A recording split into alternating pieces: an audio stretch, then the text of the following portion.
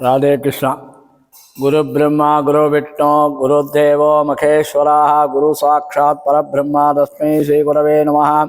लक्ष्मी वल्लभारम्भां विघ्नो मणिमध्यमाम् अस्मदाचार्यपर्यन्तां वन्दे गुरुपरम्पराम्। ஸ்ரீசக்கரம் யூடியூப் சேனல் பக்தர்களுக்கு வணக்கம். நம்ம இப்போ வைகுண்ட ஏகாதேசியை பற்றி தெரிந்து கொள்ள இருக்கின்றோம். உங்களோடு பகிர்ந்து கொள்கிறேன். இந்த வைகுண்ட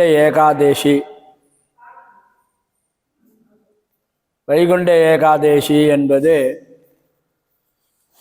அளவீடு, அதாவது காலத்தை அளக்கிறது. இப்போ எப்படி நமக்கு ஜனவரி மாதம் 31 தேதி, பிப்ரவரி மாதத்தில் 28 தேதி, மார்ச்சில் 31 தேதி, சில மாதங்களில் 30 தேதி இப்படி வருகிறதோ, அதுபோல் தேவலோகத்தினுடைய கணக்கீடு தான் இந்த திதிகள்.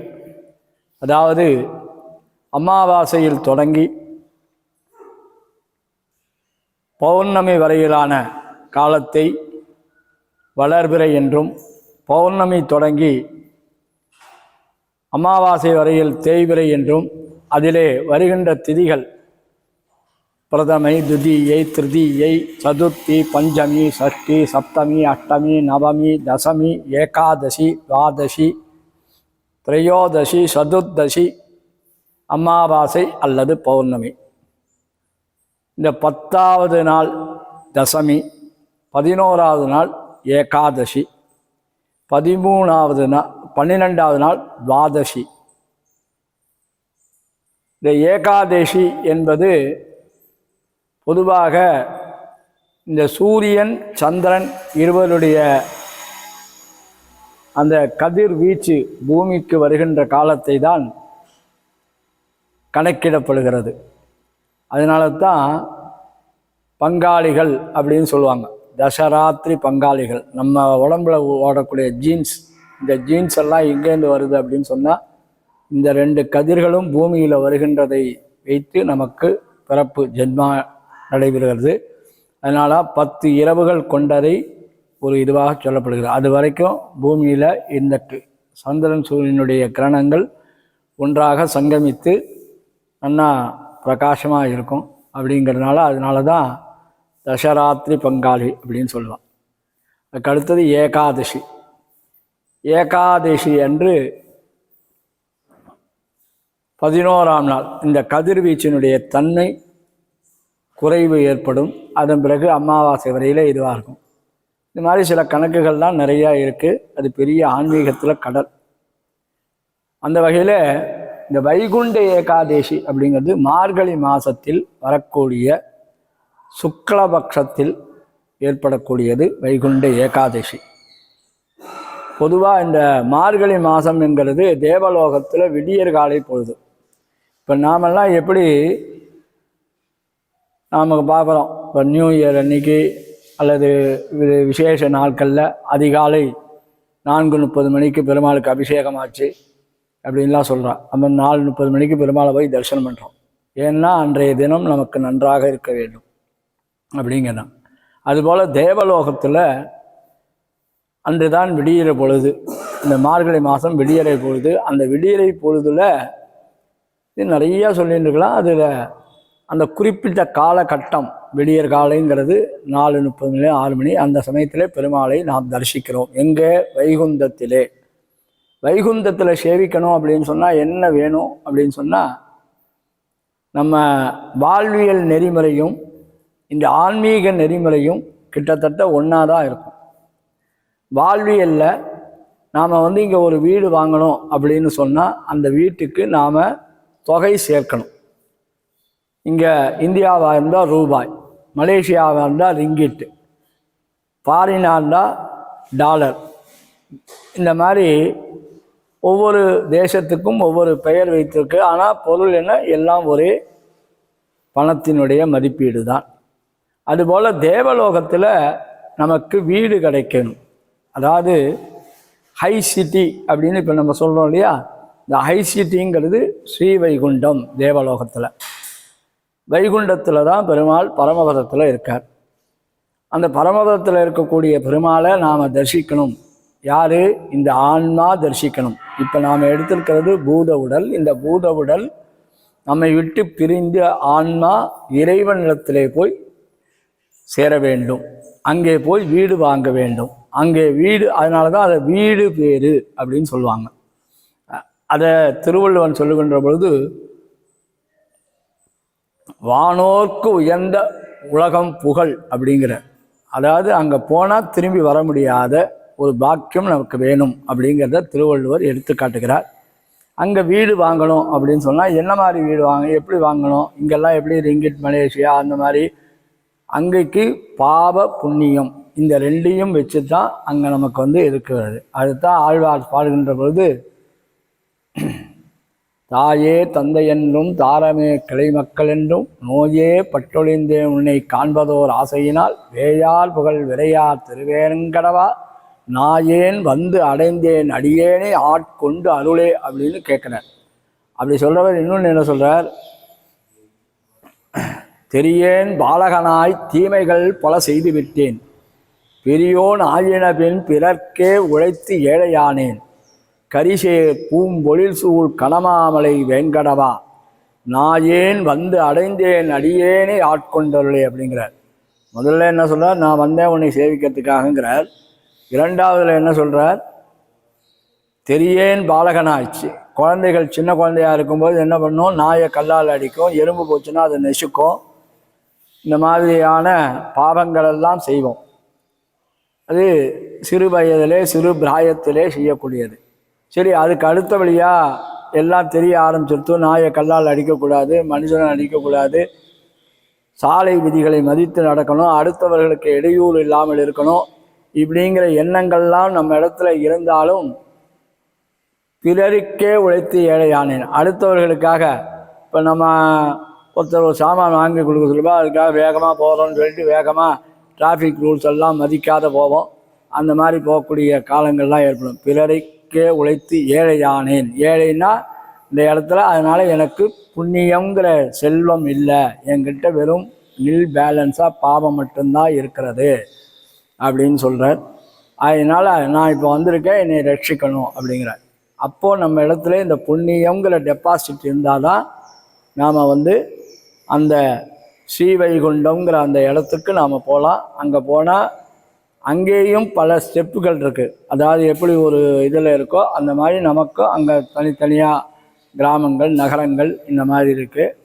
அதுக்கு போகிறதுக்கு என்ன இதுன்னா, இப்போ எப்படி ஒரு நாடுன்னு சொன்னால் அந்த நாட்டை சுற்றி ஒன்று தீவு அல்லது தீபகற்பம், 3 பக்கம் கடல், ஒரு பக்கம் மலை தீபகற்பம், அல்லது 4 பக்கமுமே ஜலமாக இருந்தால் அது தீவு. அது மாதிரி ஸ்ரீவைகுண்டம்ங்கிறது ஒரு தீவு. அந்த தீவுக்கு வெளியில் என்ன இருக்குது அப்படின்னு சொன்னால், விரஜ நதி என்கின்ற நெருப்பு ஆறு ஓடுகிறது. இந்த நெருப்பு ஆறை தாண்டினா தான் நாம் வைகுண்டத்துக்கு போகலாம். இந்த நெருப்பு ஆறை தாண்டறதுக்கு நமக்கு நீச்சல் தெரியணும். அந்த நீச்சல் எதுன்னா, நம்ம இந்த பூலோகத்தில் இறைவனுடைய, அதாவது ஒரு கரையிலேருந்து அக்கறைக்கு போகணும் அப்படின்னு சொன்னால் ஒன்று படகு வேணும், ஏதாவது துடுப்பு வேணும். அந்த துடுப்பு தான் நமக்கு ஆச்சாரியன், குரு. குரு சொல்லி கொடுத்த பிரகாரம். அதனால தான் கற்க கசடர கற்பவை கற்றவின் நிற்க அதற்கு தக அப்படின்னு திருவள்ளுவர் சொல்லியிருக்கார். ஒரு குருக்கிட்ட போய் அவர்கிட்ட கற்றுக்கணும், அவர்கிட்ட கற்றுன்றதை அவர் சொன்ன வழியில் நாம் நடக்கணும். ஆனால் இன்றைக்கி நாம் என்ன பண்ணுறோம் அப்படின்னு சொன்னால், உலகியல் வாழ்க்கையில் நமக்காகத்தான் சாலைகளில் கோடு போட்டிருக்காங்க, டிராஃபிக் சிக்னல் லைட் வச்சுருக்காங்க, போலீஸ்காரங்க நிற்கிறாங்க. எல்லாம் இருந்தாலும் நாம் அவைகளை மீறி தான் செயல்பட்டு கொண்டு இருக்கின்றோம். இது மாதிரி இருந்தால் நாம் இந்த பூலோக வாழ்க்கையில் சிரமங்களை ஏற்படுகிறது. நம்ம சரீரத்துக்கு திடீர்னு போகிறோம், கீழே விழுகிறோம், கால் அடிபடுறது, கட்டு போட்டுக்கிறோம், ஒரு மாதம் நிற்கிறோம், நமக்கு வருமானங்கள் குறைகிறது. அந்த மாதிரி இல்லாமல் நாம் நல்லா இருக்கணும்னா ஒழுங்காக நாம் ஃபாலோ பண்ணிட்டு போகணும். அது மாதிரி புண்ணியங்களை நிறையா செஞ்சோன்னா அந்த விரஜ நதிங்கிற நதியை, அந்த நெருப்பாற்றை கடக்கலாம். நெருப்பாற்றை கடந்தாக்க அங்கே வைகுண்டத்துக்கு போகலாம். வைகுண்டத்துக்கு போனோன்னே இங்கே எப்படி விசா கேட்குறாளோ அதே மாதிரி அங்கே விசா கேட்பா. உன்னுடைய ஆச்சாரியன் யார், அவர் யார் உனக்கு இங்கே வரத்துக்கு அனுமதி கொடுத்தா அப்படின்னு சொல்லி இந்த வந்து பரமபத வாசல் அப்படின்னு சொல்லுவாள். வைகுண்ட ஏகாதேசியில் பரமபத வாசல், சொர்க்க வாசல் அப்படின்னு சொல்லுவாள். சொர்க்க வாசலுங்க நான் ஏற்கனவே சொன்ன மாதிரி இந்த விரஜ நதி தாண்டின உடனே என்ட்ரன்ஸ் ஆஃப் கேட், அது சொர்க்க வாசல். இந்த ஆன்மா இதுவான உடனே நேராக சொர்க்கத்துக்கு போகணும், சொர்க்க வாசலை தரணும். சொர்க்க வாசலை தாண்டிட்டு உள்ளே போனாக்க பரமபதம். இப்போ எப்படி ஒரு வீட்டுக்கு முதல் வாசப்படி, அதுக்கு உள்ளே போனாக்க இன்னொரு கதவு இருக்கும், அதுக்குள்ளே போனால் தான் யாரை நம்ம பார்க்குறோமோ பார்க்கலாம், தலைவாசல்னு சொல்லுவாள். அது மாதிரி சொர்க்க வாசல்ங்கிறது தலைவாசல். இன்னொரு வாசல் அது பரமபதம். அந்த பரமபதத்துக்கு போனாதான் அங்கே இருக்கக்கூடிய பரமபதநாதன் என்று சொல்லப்படுகின்ற வைகுண்டநாதனை சேவிக்கலாம். அதைத்தான் நான் ஏற்கனவே சொன்னேன். இந்த நித்தியசூரிகள் அவள் தான் அங்கே போய் நித்தியசூரிகளாக அங்கே கைங்கரியம் பண்ணிட்டு இருப்பா. நாமெல்லாம் அந்த கதவு இந்த 10 நாள் மட்டும்தான் திறந்துருக்கும். இந்த வைகுண்ட ஏகாதேசியிலேருந்து 10 நாள் மட்டும்தான் பரமபதத்துடைய திருவாயில் திறந்திருக்கும். இந்த ஆன்மாக்கள் அங்கே போனவா, நம்ம பெரியவாள்லாம் அங்கே போனவாள்லாம் அந்த பரமபதத்தை சேவிச்சுருப்பா. அவள் சேவித்து நமக்கு அனுகிரகம் பண்ணுறா. இந்த பரமபதத்தில் நான் இருக்கேன்ப்பா, இந்த வேறு அப்படின்னு சொல்லி அவள் நமக்கு இது பண்ணுறா. அதுதான் பரமபத வாசல் இது. நம்ம அதை மாதிரி இந்த ஆன்மா அங்கே போனோடனே அங்கே போய் இது பண்ணணும், பரமபதத்தில் பெருமாளை சேவிக்கணும். உள்ளே போனோம்னா நம்மளுடைய பாவ புண்ணியங்களுக்கு இந்த ஆன்மா என்னென்ன பாவம் செஞ்சுருக்கோ அதுக்கு தகுந்த மாதிரி இந்த கிராமத்தில் நீ வசிக்கலாம், இந்த இடத்துல நீ இருக்கலாம் அப்படின்னு சொல்கிறா. நிறையா புண்ணியம் பண்ணியா நித்திய சூரிகளாக, நித்திய சூரியனா பகவான் இடத்துல இந்த துவாரபாலகர்னு இருக்கா இல்லையா, துவாரபாலகர், கருடன், இந்த மாதிரியான பதவிக்கு நமக்கு போகலாம்.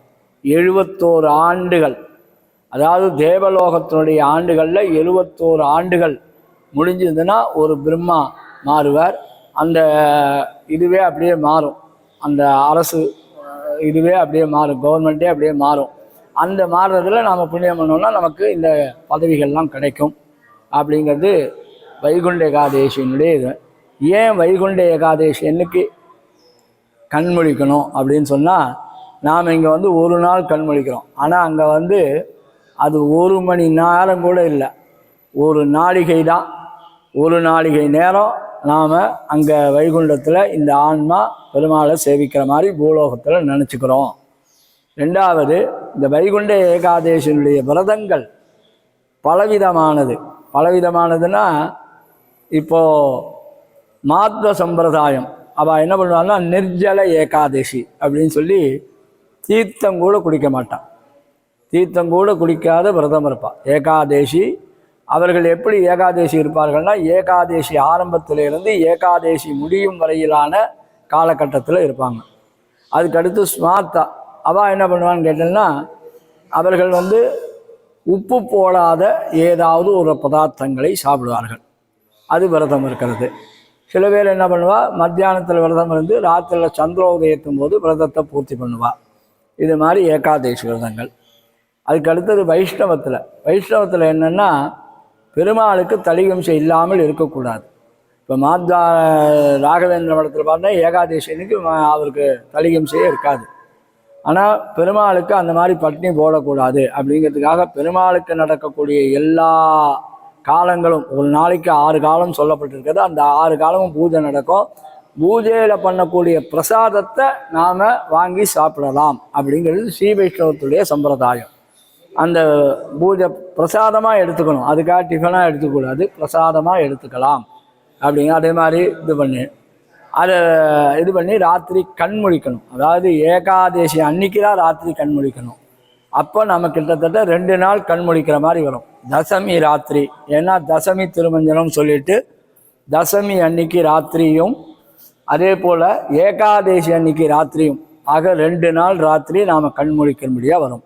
2 நாள் ராத்திரி கண்முழித்து மறுநாள் துவாதசி அன்னைக்கு காத்தால சூரிய உதயம் ஆனவண்ணா. அதனால தான் வைஷ்ணவா என்ன பண்ணுவான்னா, சூரிய உதயத்தில் துவாதசி இருந்தால் அன்னைக்கு முதல் நாள் தான் ஏகாதசி. துவாதசி வந்து சூரிய உதயத்தில் இருக்கணும், சூரியன் உதயம் ஆகி தான் நாம் சாப்பிடணும். சூரிய உதயத்துக்கு முன்னாடி சாப்பிட்டா அது முதல் நாள் கணக்காயிடும். அதனால் சூரிய உதயத்தில் துவாதசி இருந்தால் அதுக்கு முதல் நாள் ஏகாதசி. அந்த சூரிய உதயத்தில் பெருமாளுக்கு தலிகம்சை பண்ணி சூரிய உதயம் ஆன உடனே நாம் சாப்பிடணும் அப்படிங்கிறது துவாதசி பாலனையுடைய இது. அந்த பாலனை முழித்த உடனே அன்றைக்கி மத்தியானத்துலேயும் தூங்கக்கூடாது, திருப்பி மறுநாள் ராத்திரி தான் தூங்கணும் அப்படிங்கிறது சொல்லப்படுகிறது. அடியனுக்கு தெரிஞ்ச வரையில் உங்களோடு பகிர்ந்து கொண்டிருக்கிறேன். மங்களானி பவந்து.